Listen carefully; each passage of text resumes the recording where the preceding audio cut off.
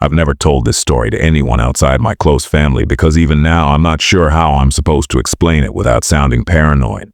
But what happened to me was real. And it permanently changed how safe I feel inside my own home. This happened last winter. I live alone in a quiet residential area.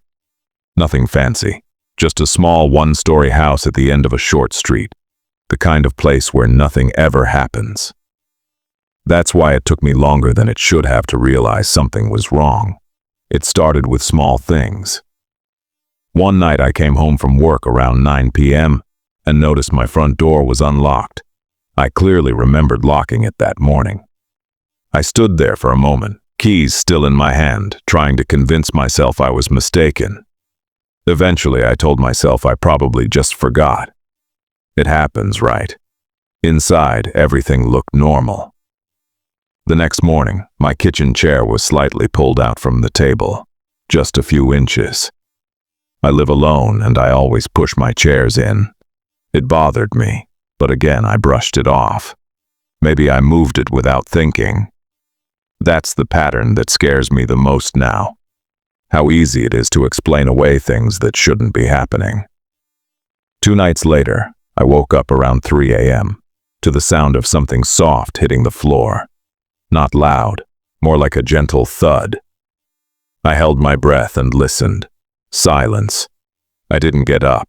I didn't turn on the lights. I just lay there, staring at the dark ceiling until my heart slowed down.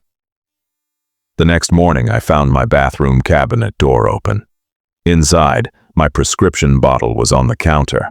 I hadn't used it in days. That's when the fear started to feel different. I installed a cheap indoor security camera that day, aimed at the living room and front door. I told myself it was just for peace of mind. That night, I locked my bedroom door for the first time since moving in. Around 2:40 a.m., I woke up to the sound of slow footsteps. Not outside, inside the house. They were faint, careful, like whoever it was didn't want to be heard. Each step made the wooden floor creak just slightly. I sat up in bed, frozen. My phone was in my hand, but I couldn't bring myself to unlock it. Then I heard something that made my stomach drop. Breathing. It wasn't loud, but it was close. On the other side of my bedroom door. I stared at the handle, expecting it to turn. It didn't. Instead, the breathing stopped, and after a few seconds, the footsteps moved away. I didn't sleep at all after that. In the morning, I checked the camera footage.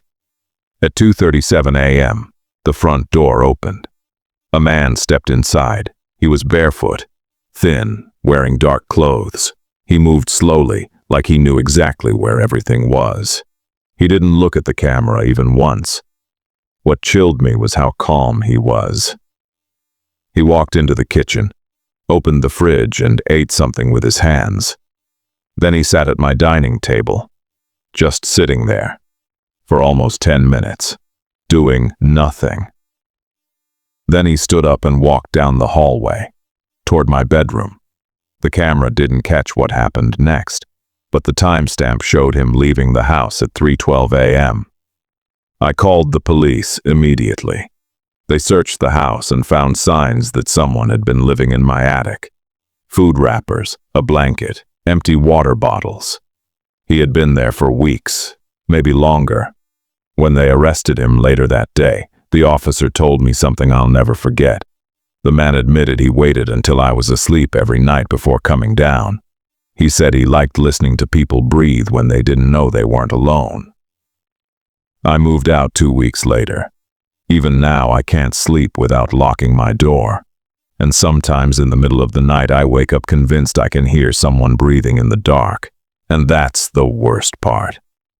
Because I know what it feels like when you convince yourself everything is fine, right up until it isn't.